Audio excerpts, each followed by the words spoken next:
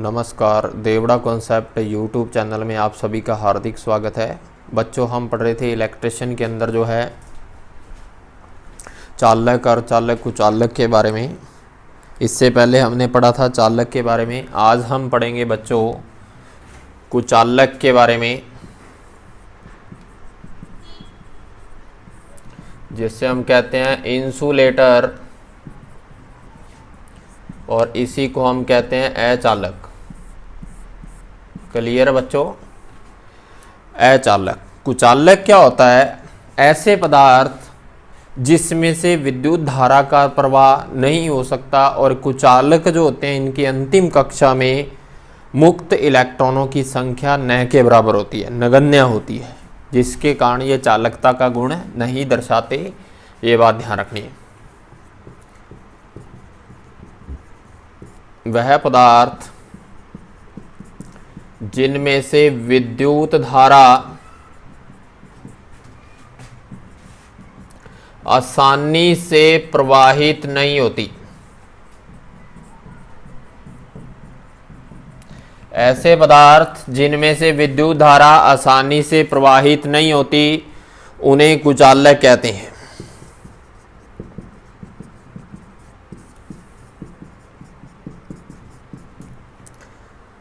दूसरा हम बात करें तो वे पदार्थ जिनके पार्श्व में,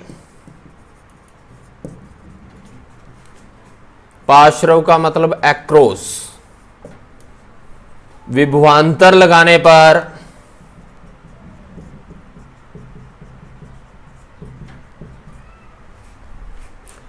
उनमें विद्युत धारा का प्रवाह नहीं होता, उन्हें विद्युत रोधी कहते हैं।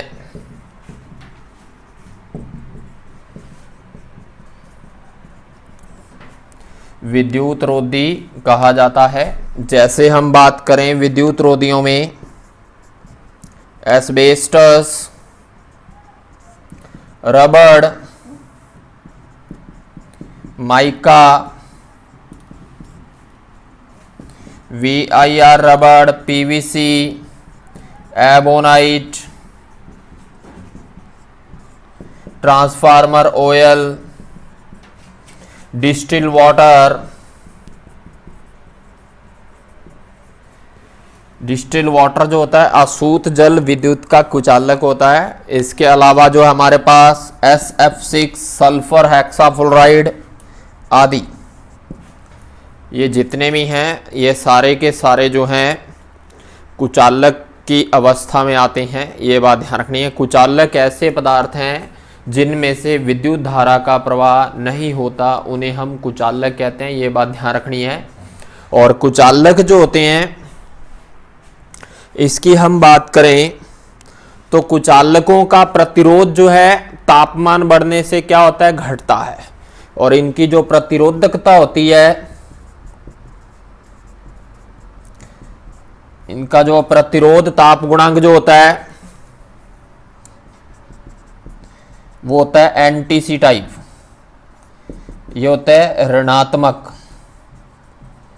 यानी कि NTCR, negative temperature coefficient resistance वाले होते हैं कुचालक। इनका जो है प्रतिरोध ताप गुणांक क्या होता है? नेगेटिव के अंदर होता है। ये बात आपको ध्यान रखनी है, ठीक है।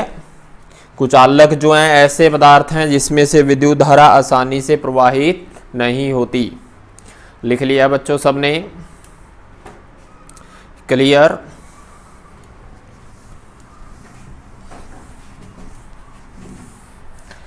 इसके बाद हम बात करें आगे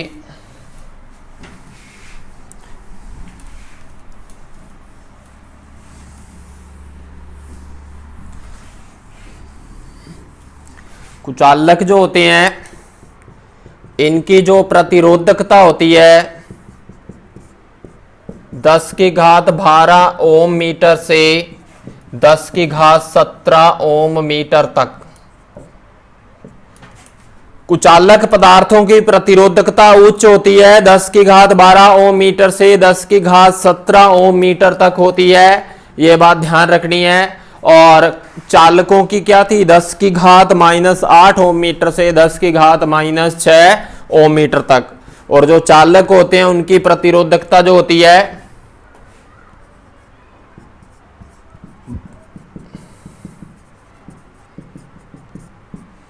10 की घात -8 ओम मीटर से 10 की घात -6 ओम मीटर तक।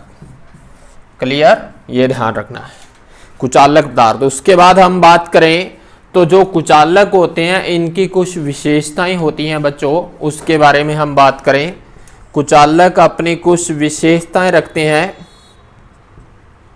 एक कुचालक में निम्नलिखित विशेषताएं होनी चाहिए। कुचालक जो है उसका कार्यकारी तापमान उच्च होना चाहिए। उसका जो है जो वर्किंग टेम्परेचर है उच्च होना चाहिए, ये बात ध्यान रखनी है। दूसरा होता है इनका पैरा वैद्युत सामर्थ्य उच्च होनी चाहिए।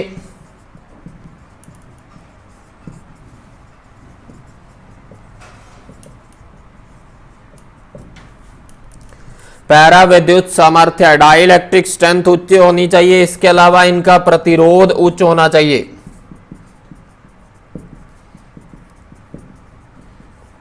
और एक कुचालक जो है नमी व आर्द्रता से प्रभावित नहीं हो।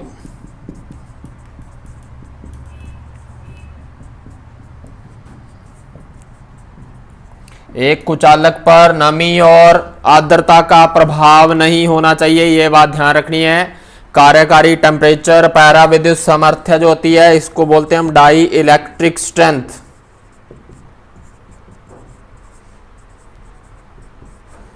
डाई इलेक्ट्रिक स्ट्रेंथ, पैरा विद्युत सामर्थ्य उच्च होनी चाहिए, ये सारी बातों का ध्यान रखना आपको। प्रतिरोधकता 10 की घात 12 ओम मीटर से 10 की घात 17 ओम मीटर तक। चालकों की प्रतिरोधकता जो है ये होनी चाहिए, ये सारी बातों का ध्यान रखना है। क्लियर बच्चों, लिख लिया सबने?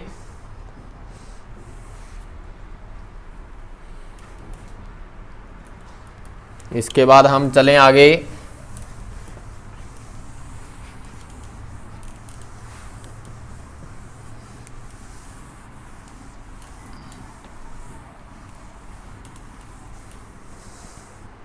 नेक्स्ट हम बात करें तो जो कुचालक होते हैं उनके कुछ विद्युत गुण होते हैं। कुचालकों के विद्युत गुण में पहला है उनका जो है विद्युत रोधी प्रतिरोध। एक कुचालक का विद्युत रोधी प्रतिरोध क्या होता है, NTCR। हमने क्या पढ़ा था, टेम्परेचर बढ़ाने पर जो है इनका क्या होता है, रेजिस्टेंस घट जाता है। NTCR होते हैं ये ऋणात्मक ताप गुणांक वाले होते हैं, ये बात ध्यान रखनी है। इनका जो है ऋणात्मक ताप गुणांक होता है। क्लियर। उसके बाद हम बात करें तो विद्युत रोधी प्रतिरोध हम क्या निकालते हैं, R बराबर V/I से। तो विद्युत रोधी जो रेजिस्टेंस हो जाएगी R बराबर RV/RS। RV का मतलब है उस चालक का आयतन प्रतिरोध अपॉन सतह प्रतिरोध। आयतन प्रतिरोध और सतह प्रतिरोध, ये बात ध्यान रखनी है। क्लियर। अगर मैं कह दूं कि एक इस प्रकार से कोई हम मान ले घन को ले लें तो ये इसकी हो जाएगी T थिकनेस 1 मीटर और इसका एरिया जो है सारी भुजाएं जो है 1 मीटर स्क्वायर है, 1 मीटर की है तो एरिया जो है इसका 1 मीटर स्क्वायर। ये इसका क्षेत्रफल हो जाएगा। तो हम बात करें यहां पर आयतन प्रतिरोध, इसका आयतन प्रतिरोध क्या होगा, आयतन प्रतिरोध जो होता है वॉल्यूम रेजिस्टेंस RV, ये हो जाएगी। यदि हमने टी का मान लिया 1 मीटर और एरिया लिया 1 मीटर स्क्वायर, तो आयतन प्रतिरोध जो होता है इसका वो हमेशा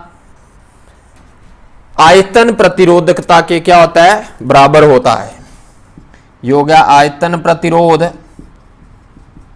अगर किसी चालक की मोटाई 1 मीटर और उसका एरिया 1 मीटर स्क्वायर हो तो उसका आयतन प्रतिरोध उसके आयतन प्रतिरोधकता के समानुपाती होगा। आयतन प्रतिरोधकता ये हो जाएगी रो वी, आयतन प्रतिरोधकता। अगर उसका रेजिस्टेंस बढ़ रहा है बच्चों तो उसका क्या बढ़ेगा, प्रतिरोधकता भी बढ़ेगी। अगर चालक के रेजिस्टेंस में परिवर्तन हो रहा है तो उसकी प्रतिरोधकता भी बढ़ेगी, क्योंकि एक दूसरे के समानुपाती होते हैं। तो इसके बाद रो वी का मान निकालना है हमें, तो ये जाएगा आर वी ए बटे टी।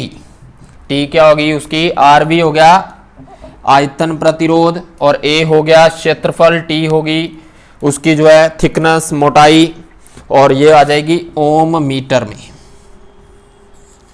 क्लियर, ये बात ध्यान रखनी है, ठीक है। आर वी आई रेजिस्टेंस कितने ओम में, एरिया किस में होगा मीटर स्क्वायर, थिकनेस किस में मीटर में, तो ये कट जाएंगे तो ओम मीटर हमारे पास बच जाएगा। इसलिए इसकी जो है आयतन प्रतिरोधकता जो है वो हो जाएगी ओम मीटर में। क्लियर, लिख लिया बच्चों सबने। आयतन प्रतिरोधकता होगी, इसके साथ ही होता है इसका सतह प्रतिरोध, सरफेस रेजिस्टेंस, सतह प्रतिरोध। इसको हम लिखते हैं आर एस से, सरफेस रेजिस्टेंस आर एस से लिखेंगे। तो हम बात करें इसकी,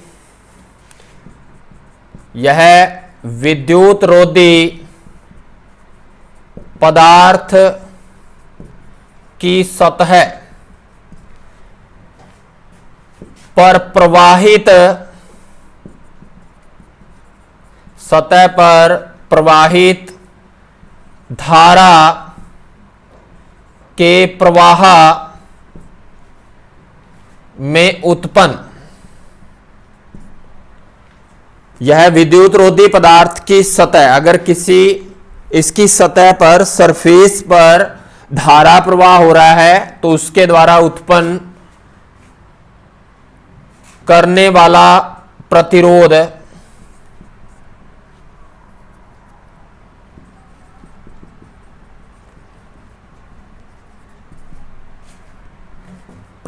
होता है,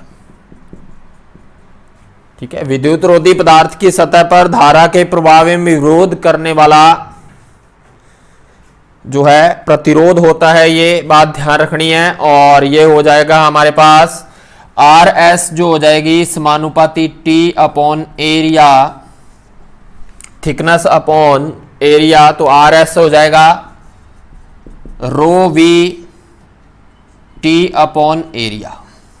क्लियर, ये इसका मात्रक हो जाएगा। और उसके बाद हम बात करें तो जो आर एस होती है सतह प्रतिरोध, देखिए ये चालक जो है इसकी सतह पे निर्भर करेगा, सतह प्रतिरोध इस चालक की सतह पर निर्भर करेगा। अगर इसकी सतह पे नमी है तो प्रतिरोध क्या हो जाएगी, घट जाएगी।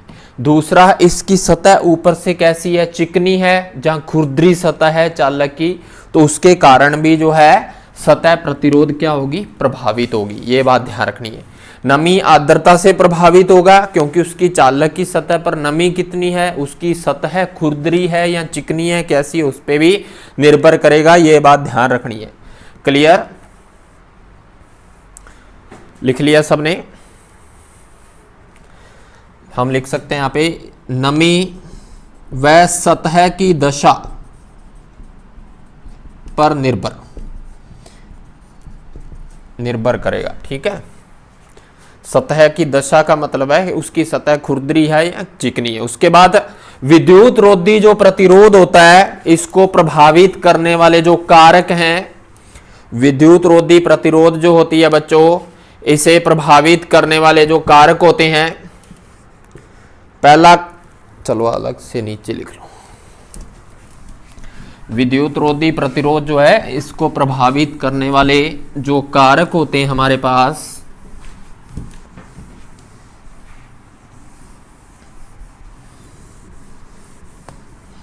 उसकी अगर हम बात करें, इसको जो है प्रभावित करने वाले कारक, इसकी हम बात करें तो विद्युत रोधी प्रतिरोध को प्रभावित करने वाले कारक कौन से हैं? एक तो हो गया नमी व आर्द्रता, दूसरा कारक हो गया हमारे पास तापमान, तापमान बढ़ने पर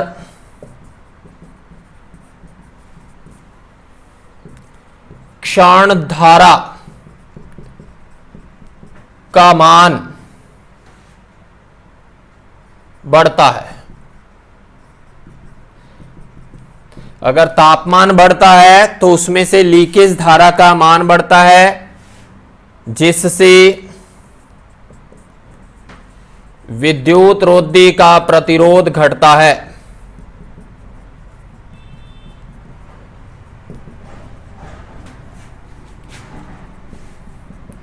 जिससे क्या होगा बच्चों, विद्युत रोधी जो है उसका प्रतिरोध क्या हो जाएगा? घट जाएगा। ये बात ध्यान रखनी है, तापमान बढ़ने से लीकेज धारा बढ़ेगी। इसके अलावा हम बात करें नेक्स्ट, तो वोल्टेज बढ़ने पर भी, वोल्टेज बढ़ने पर विद्युत रोधी प्रतिरोध घटता है।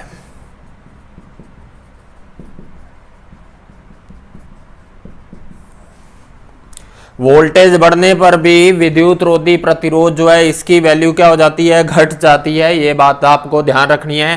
प्रभावित किससे हो रहा है? नमी, तापमान और वोल्टेज के बढ़ने से। क्लियर? लिख लिया सबने बच्चों? इसके बाद हम आगे चलें। यह था विद्युत रोधी प्रतिरोध कुचालकों का। इसके बाद हम बात कर रहे हैं नेक्स्ट जो है पैरा विद्युत सामर्थ्य, डाई इलेक्ट्रिक स्ट्रेंथ। पैरा विद्युत सामर्थ्य, डाई इलेक्ट्रिक स्ट्रेंथ। पैरा विद्युत सामर्थ्य,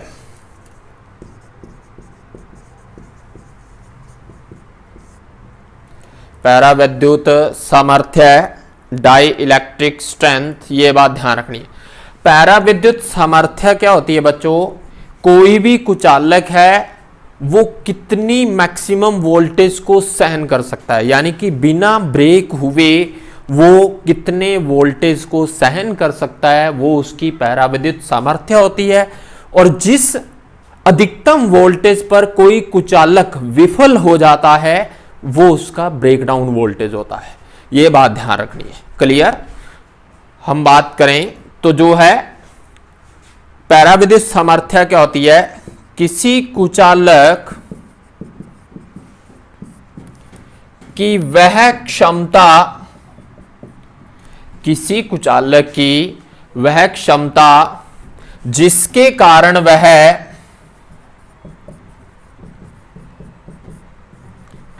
बिना ब्रेक हुए, बिना भंजन के अधिक से अधिक वोल्टेज सहन करता है, सहन कर लेता है, उसे उसकी पैरा विद्युत सामर्थ्य कहते हैं। क्लियर बच्चों? कुचालक पदार्थ की वह क्षमता जिसके कारण वह अधिक से अधिक वोल्टेज को बिना भंजन के, बिना ब्रेक हुए सहन कर ले, वह उसकी पैरा विद्युत सामर्थ्य कहलाती है। जहां हम ऐसे कह सकते हैं जितने भी विद्युत रोधी उपकरण होते हैं वो एक निश्चित वोल्टेज रेंज के लिए डिजाइन किए जाते हैं। सिंपल सी बात करें, जितने भी हमारे पास विद्युत उपकरण हैं वो एक निश्चित वोल्टेज रेंज के लिए जो है डिजाइन किए जाते हैं। यदि उनका प्रचालन वोल्टेज लगातार बढ़ता जाए और कुछ मान पर वो भंजन हो जाता है, जिससे ठोस विद्युत रोधी पदार्थ जो है अपने गुण को ही समाप्त कर दे, हम कह सकते हैं जो कुचालक का विद्युत रोधी का गुण है अगर वो गुण जिस वोल्टेज पर समाप्त हो जाता है तो वह उसका जो है पैराविद्युत सामर्थ्य कहलाता है। क्लियर बच्चों, लिख लिया सबने। और इसी के अंदर हम लिख लेते हैं भंजन विभवांतर। भंजन विभवांतर इसको हम कहते हैं breakdown voltage. Breakdown voltage, breakdown voltage, breakdown voltage. तो ये क्या होती है? वह अधिकतम वोल्टेज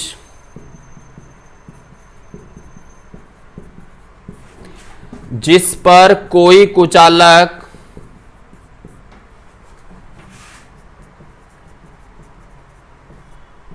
अपनी भंजन अवस्था प्राप्त कर लेता है।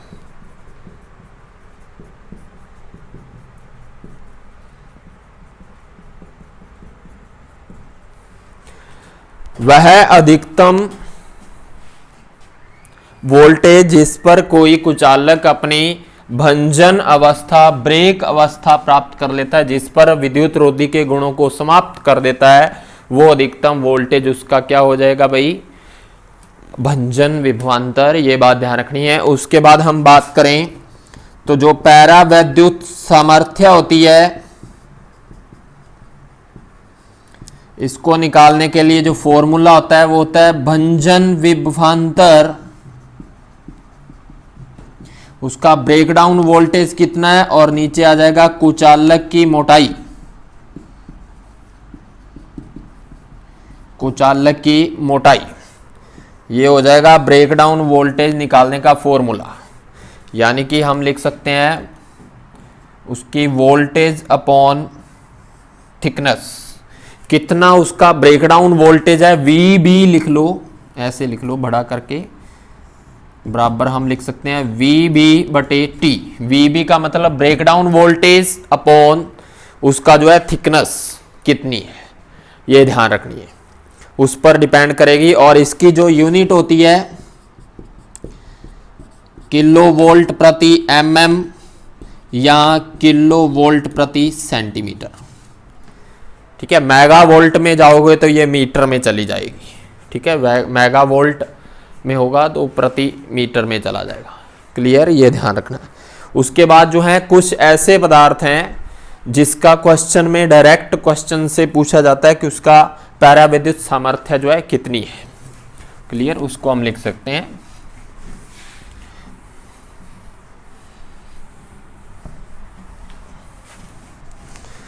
ब्रेकडाउन वोल्टेज जो है 20 डिग्री सेंटीग्रेड पर कुछ कुचालकों की पैरावैद्युत सामर्थ्य।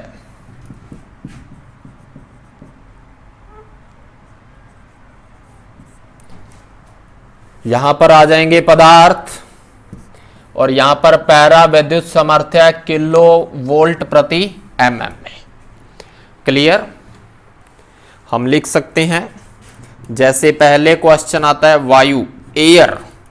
एयर जो है उसकी पैरावैद्युत सामर्थ्य जो है 3 किलो वोल्ट प्रति mm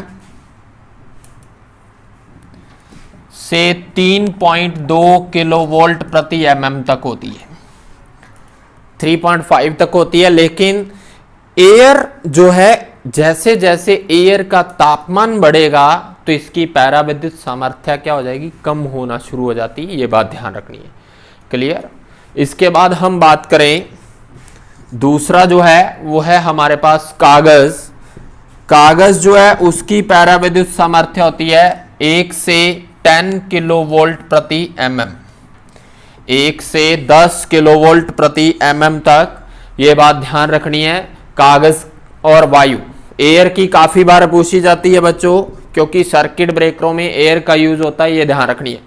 इसके अलावा जो है एस्बेस्टस, एस्बेस्टस की 4 से 4.5 किलो वोल्ट प्रति mm,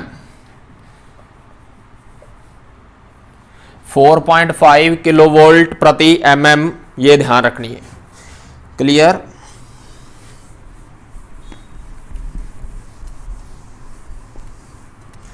इसके बाद नेक्स्ट जो है हमारे पास, उसकी हम बात करें तो अब्रक।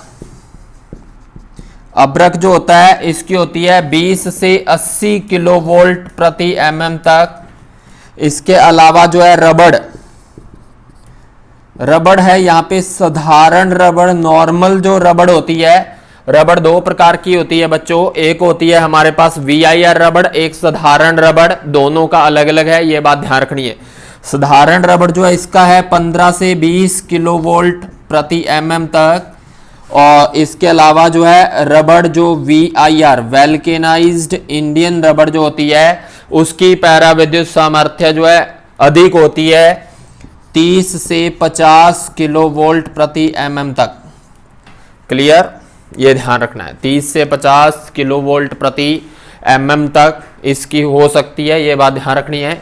इसके अलावा हम बात करें पोर्सलिन, पोर्सलिन की होती है 8 से 15 किलोवोल्ट प्रति mm तक, 8 से 15 किलोवोल्ट प्रति mm तक।